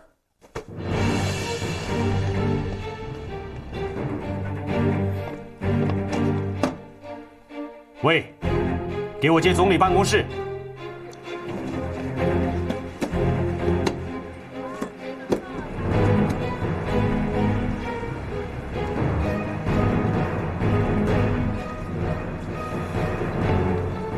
可以了，请吧。夫人，请留步。先生，你在跟我说话？夫人，可以把你的照相机给我看看吗？你们连照相机也要检查吗？是的。啊，我表示抗议，抗议！请到那边跟我解释吧。请，请。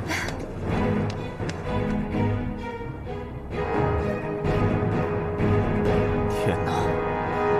怎么样，杨部长？这胶卷里面拍的是我们的核试验基地。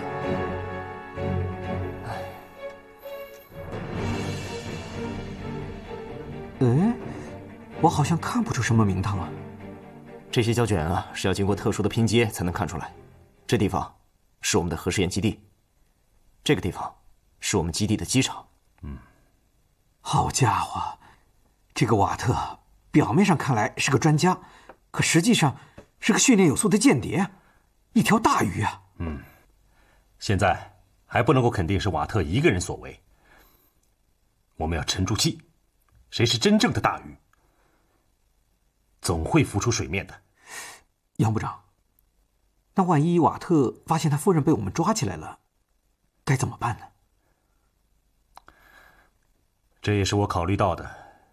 这样，我们现在就去向总理汇报一下情况，看总理有什么指示。向总理汇报？我也去。那当然，这个案子是你一手办的呀。杨部长，我只是一个小小的侦查员，去见总理。张文琪同志，你以为总理不知道你啊？我告诉你，你早就在总理那边挂号了。总理他知道我？去了就知道了。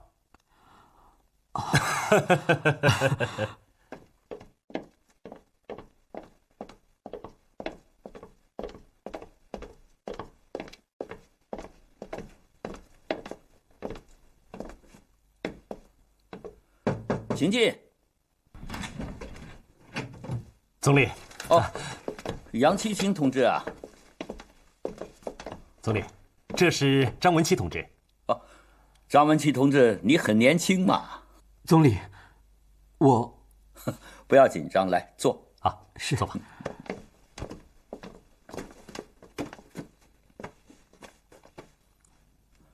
你的情况，杨其兴同志早就跟我讲了，很了不起啊，年纪轻轻，破案经验不少嘛。总理，其实我做的还不够。总理，瓦特是个特务，这一点已经证实了。在他夫人的胶卷里，我们发现了核试验基地的情报，还有他们想带出国外的2只老鼠身上沾染的放射性微尘，也通过了比对和专家的论证得到了证实。从这些放射性微尘上，可以测试出我们原子弹爆炸的有关数据，由此可以推断出原子弹的威力。迪特的活动很猖狂啊，把什么手段都用上了。你们对这个案情是怎么判断的？总理，我认为这不是瓦特一个人所为，他的背后很有可能隐藏着更隐秘、更危险的人物。你们已经抓住了线索，不要放松，也不要打草惊蛇，顺着这条线索摸下去。请总理放心，我们已经对瓦特实施了秘密监控。如果他的背后真的有人，我想很快就会浮出水面的。这个案子一定要搞到底，但你们也要注意斗争的方式，尽量的避免外交风波。是，总理。总理。这一年12月，美国从日本的关岛基地派出装有16枚核弹头的丹尼尔·布恩号核潜艇到我国大陆沿岸的海面示威。不久，又派出另一艘核潜艇到西太平洋有意炫耀武力。对此，中国政府予以尖锐揭露。同时，两弹结合的研制在钱学森的主持下加快进行。两弹结合就是把核弹和导弹结合在一起，把核弹变成实战用的武器，用导弹发射出去。用通俗的比喻就是，核弹是子弹，导弹是枪。有了两弹结合啊，这就意味着我们有弹有枪了，不像美国人嘲笑的那样，有弹没枪。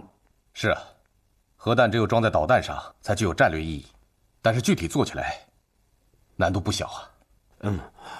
我再打个比喻，两弹结合就好比是一个啰嗦汉丈夫娶了个娇滴滴的小姐。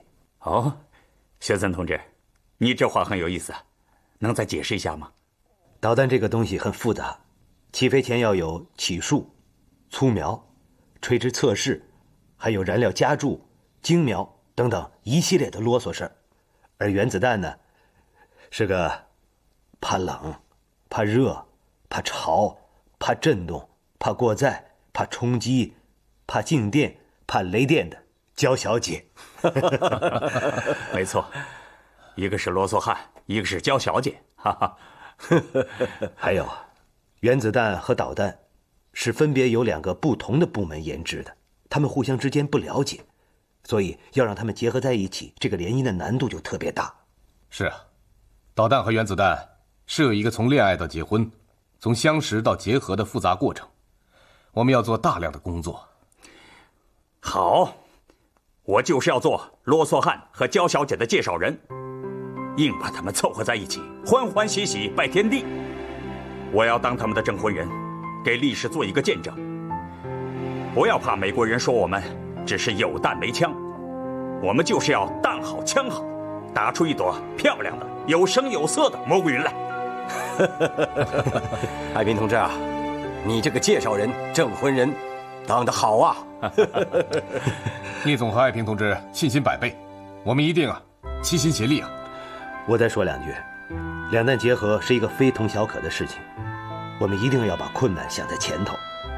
美国搞原子弹、两弹的结合用了13年，苏联用了6年，我们一定要比他们快。我看我们暂定为3年吧，或者再提前1年。在座的各位要全力以赴啊！好，聂总已经下命令了。下面我就向大家汇报一下我们的两弹结合论证小组提出的总体方案。学森同志，请讲。我们的方案是这样的：解决两弹结合的改制工作由3部分构成。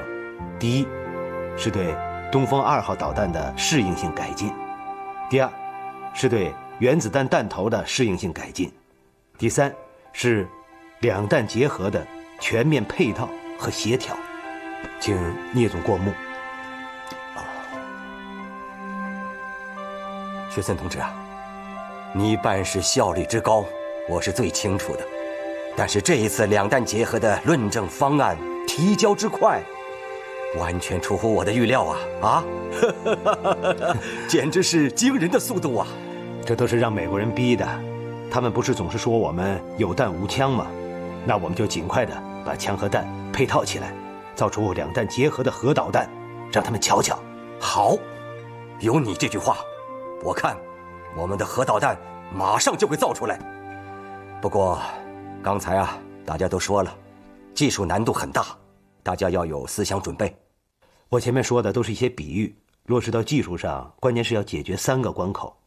第一，就是核弹头小型化，减轻重量；第二，提高火箭的推力，增强实用性；第三，在导弹进入大气层的时候，防止导弹头部的高温影响原子弹的安全。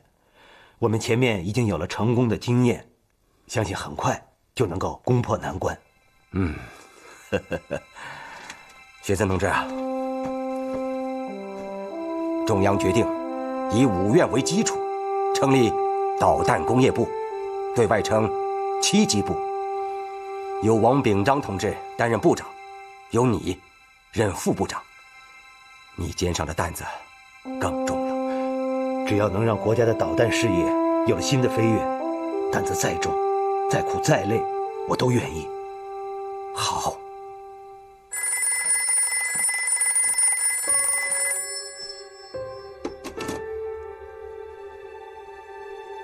是。我感觉到情况不妙啊，你那里怎么样啊？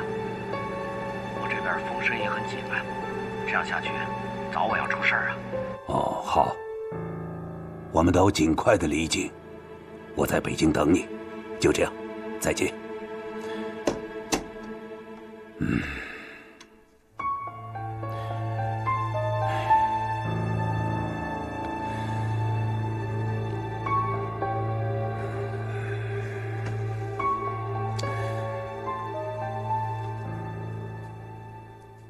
报告，请进。杨部长，有情况。哦，刚才瓦特接了电话，这是他的电话监听记录。打电话的是什么人？查清楚没有？已经查清楚了，他是兰州一家化工厂的外国专家，他叫许林德。化工厂？是。会不会跟窃取核武器的机密有关？我们的浓缩铀工厂在兰州，这个许林德极有可能是冲着浓缩铀工厂去的。这样，你马上赶到兰州，秘密监控许林德。我有预感，这就是我们要等的那条大鱼啊！是。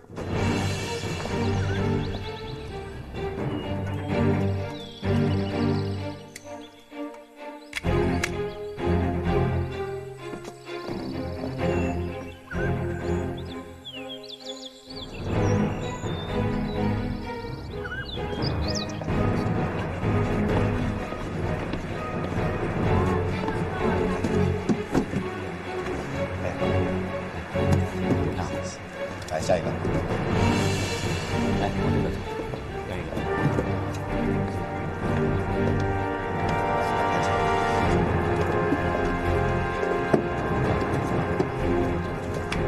来这边，下一位。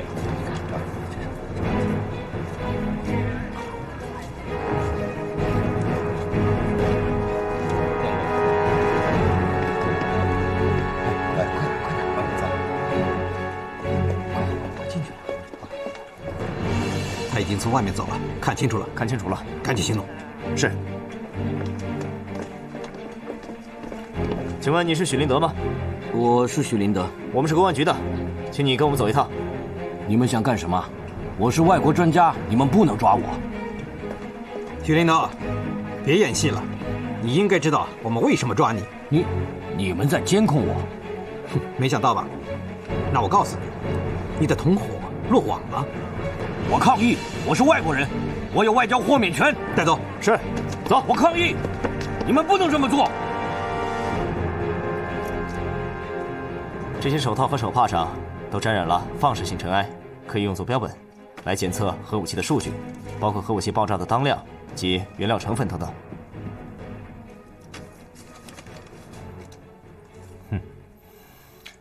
他们的技术手段很细呀。这是什么呀？这上面印着 NSD 密写标记，写的全是有关核武器的情报。可这密密麻麻的，看不懂啊。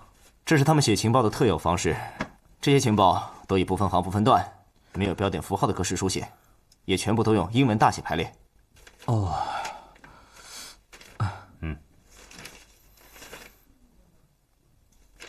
哼，好家伙，这么厚啊！杨部长，幸好我们发现的快，要不然的话，让他们把这些情报送出去，那后果不堪设想啊！是啊，美国人想尽一切办法想获取我们这些情报，可惜他们又失败了。好，总理坐。来，齐星同志啊，案件进展的怎么样啊？总理，我们审查了许林德，他的问题啊比瓦特还严重，有关原子弹的机密情报、资料，还有密写工具、信件都搞到了。应该说，我们完全掌握了他从事特务活动的确凿证据啊！好啊，齐星同志，你们打了个大胜仗啊，彻底粉碎了敌人企图将我国的核武器机密带出去的阴谋啊！这下美国和台湾的情报机构美梦又落空了，他们呀不知有多焦急呢。利用欧洲的专家从事间谍活动，这个新动向你们一定要注意啊！是总理。不过这个案子涉及到欧洲国家，处理起来要更慎重些。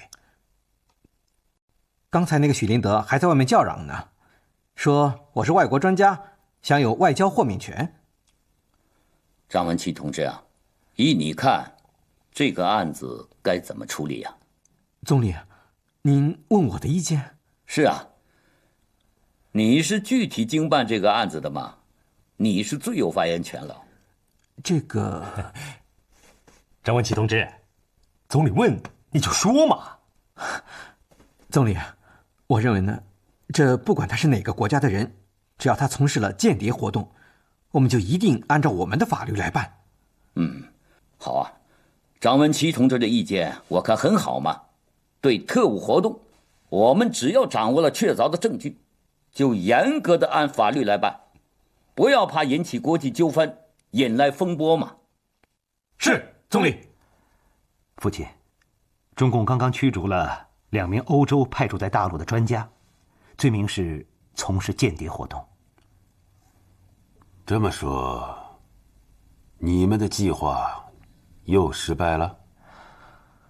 是啊，看来通过其他国家的人来获取情报，这条路也走不通啊。毛泽东啊，你真是我的克星。父亲，还是您说的对，靠别人是靠不住的，就得自己干，还得靠我们自己。金儿，国光计划绝不能半途而废，能争取美国人的支持最好，不行的话，等待时机，我们自己干。是。1964年12月21日，第3届全国人大第1次会议在北京召开。正是在这次会上，周恩来在政府工作报告中首次提出了在我国实现4个现代化的问题。我们要在不太长的历史时期内，把我国建设成为一个具有现代农业、现代工业、现代国防和现代科学技术的社会主义强国，赶上和超过世界先进水平。会议期间，钱学森与代表们一起用餐，刚巧他坐在了邓颖超的身边。学森同志，你们搞尖端科技的成绩很大呀。是啊，这次原子弹试验成功，确实是成绩很大，震撼了世界。我听说你是杭州人，从小在杭州长大的吧？杭州是我的祖籍，我是在那儿出生的。1岁的时候呢，我们全家迁居到了上海。3岁的时候又到了北京。这么说，你是在北京读的书了？是的，我的小学是在北师大附小念的。北师大附小？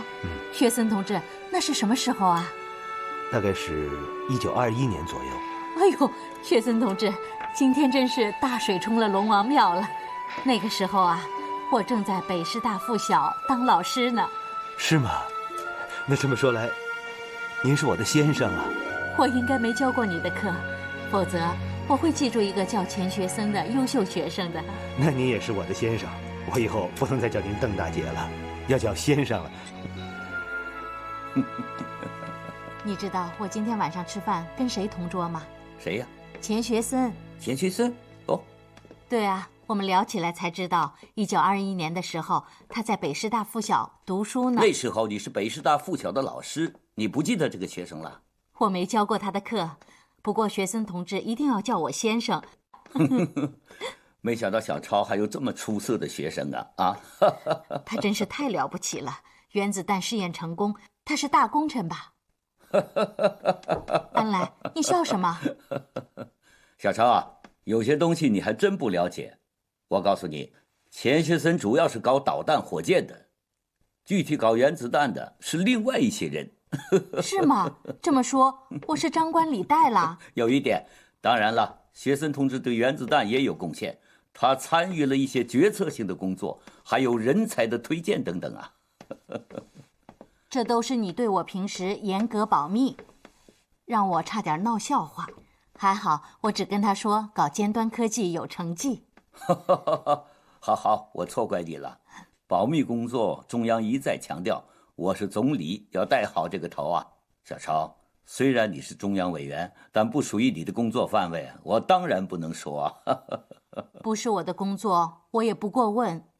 恩来啊，这才有今天的这场误会嘛。一个美丽的误会，我看很好，很有意思啊。1964年12月26日是毛泽东71岁生日，这一天。一向反对祝寿和做生日的毛泽东，却打破常规，破例宴请一些中央领导人和一些劳模科学家。坐在毛泽东身边的钱学森是科学界的唯一代表，坐在毛泽东另一边的陈永贵则是农业战线的代表。今天是我的生日，过了年就71岁喽。我老了，也许过不了多久就要去见马克思喽。所以今天请大家来，一不是请客，二不是祝寿，而是用我自己的稿费，请大家一起来吃顿饭，一块儿来谈一谈。这些年，我们的尖端科技进步很快，成绩巨大，导弹、原子弹都搞出来了，说明我们中国人说话是算数的。主席。这跟中央的正确决策分不开，还有，搞尖端科技，我们社会主义国家有优越性，能够集中力量搞。我现在特别向在座的诸位介绍一下我们的钱学森同志，他是我们的2个王啊，什么王？工程控制论王，火箭王。他这个王啊。用工程控制论一发号令，我们的火箭就上天喽！主席过奖了。各位想上天，就找我们的火箭王钱学森同志啊！感谢主席的鼓励。钱学森同志给我们做出了榜样。写书不要稿费，私事不坐公车，难能可贵啊！有人做了很多好事，却没有翘尾巴，这很好。永远不要翘尾巴。今天坐在我边上的，是科学的代表和农业的代表。农业是根本，搞好农业，要学习大寨的精神。农业学大寨。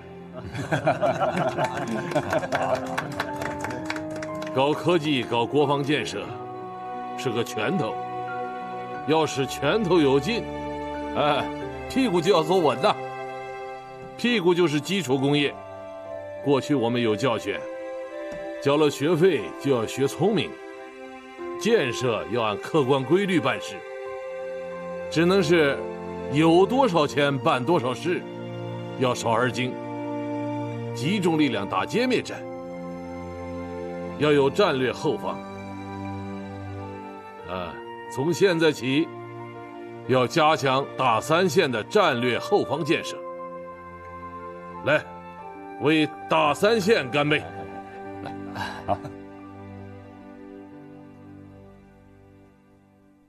毛泽东那句幽默的玩笑，想上天找我们的火箭王钱学森同志啊，在钱学森的心里掀起了巨大的波澜。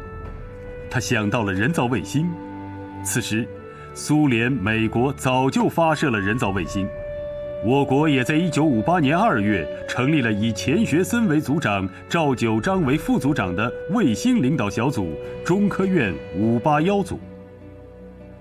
在这个繁星闪烁的夜晚，钱学森心潮起伏，浮想联翩。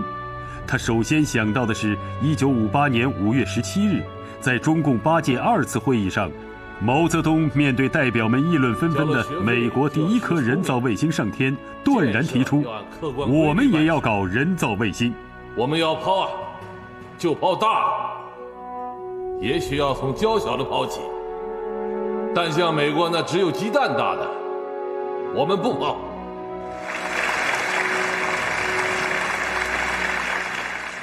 钱学森和赵九章、郭永怀等人经过研究，提出了中国人造卫星发展的3个步骤：第一步，发射太空火箭；第二步，发射100-200公斤重的卫星；第三步，再发射几千公斤重的卫星。中科院第一设计院把技术人员从北京迁往上海，成立了上海机电设计院。年仅37岁的上海交大力学系副主任王希季担任总工程师，对太空火箭进行研制。他以这个为材料，应该是最合理的。1960年，王希季等人研制的 T7M 火箭竖立在上海南汇县老岗镇20米高的发射架上。一切都是土法上马。发射火箭的指挥部是用草包在田埂上堆起来的，一个50千瓦的发电机是借来的，天线的旋转要靠人力，至于通讯设备是靠人喊手势来做，加注燃料用的工具是自行车轮胎打气筒。尽管条件如此简陋， T7M 太空火箭仍像一颗出膛的子弹射向中国人向往已久的太空。虽然只飞行了8公里，但已是0的突破。1个月后，毛泽东来到上海，参观上海新技术展览会。他一进大厅，就直接来到了 T7M 太空火箭模型旁边。这家伙能飞多高啊？8公里。8公里也了不起啊！我们就要这样，8公里、20公里。200公里的搞下去，搞他个大闹天宫啊！卫星研究方面已经做了不少课题，我认为现在可以提到日程上来了。真是英雄所见略同啊！赵九章同志在3届人大会议期间给总理写了一封信，他认为导弹、原子弹成功以后，抓卫星的工作该是时候了。东风2号导弹发射成功以后，我认为我们现在发射人造卫星已经有了比较可靠的基础。总理他也考虑到了这点，他很重视，要求尽早拿出方案来。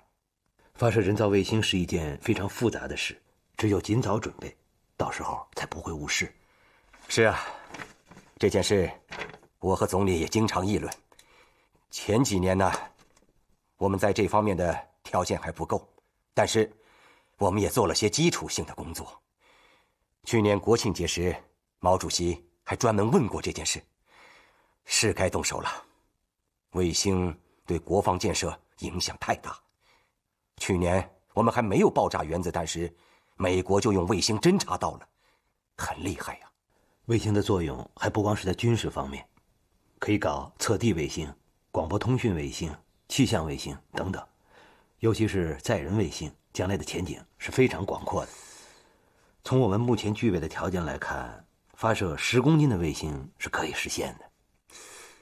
好啊，好，薛森同志，你先写个报告，这件事需要专门研究一下。好。1965年1月，钱学森正式向国防科委和国防工办提出制定人造卫星研究计划的建议。聂荣臻做了批示，周恩来高度重视，指示组建卫星研究院。由于钱学森的建议是1965年1月提出的，我国第一颗人造卫星的工程代号就叫651。人造卫星研制方面由中科院具体负责，由钱学森同志来抓。我说过嘛，要上天找钱学森，由他来抓人造卫星上天，我看是可以实现的。人造卫星的工作已经展开，两弹的研制也进展很快。一个是导弹和原子弹的结合问题，还有一个是氢弹，技术上都在攻关。氢弹、两弹结合，还有人造卫星上天，这3件大事一起上，轰轰烈烈大干一场啊！3件大事，我们兵分3路，齐头并进。当然了，有些人马可能会有交叉，比如钱学森同志，两弹结合和人造卫星他都要抓。原子弹要有，氢弹也要快。从原子弹到氢弹，美国花了7年半时间，苏联用了4年时间。我相信我们中国比他们都要快。我看有可能再有10年，原子弹、氢弹、导弹都能搞出来，世界大战就打不成了。将来我们要把原子弹试验转入地下，不要污染空气。主席高瞻远瞩，已经想到地下核试验了。这方面我们的研究也在进行。美国人不是说我们有弹没枪吗？我们就是要把枪一把一把的造出来。到那时，他们的核讹诈和垄断全都破产了，大家还是回到和平上来。所以说呀，和平不是空谈出来的，是我们用实力来抗衡与得来的。1965年5月14日，一架轰6携带着1颗原子弹飞向罗布泊核试验基地，进行核航弹试验。中国核航弹试验获得成功，这说明中国从此有了可供实战用的核武器。